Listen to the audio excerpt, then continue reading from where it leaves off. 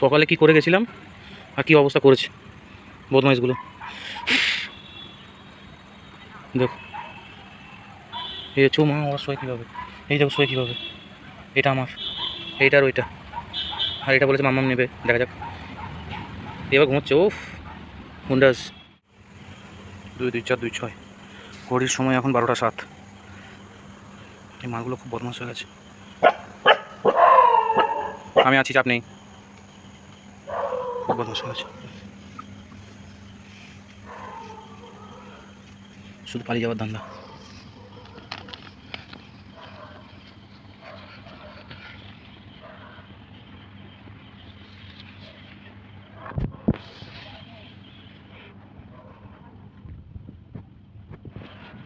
খুব ডানপিট হয়েছে।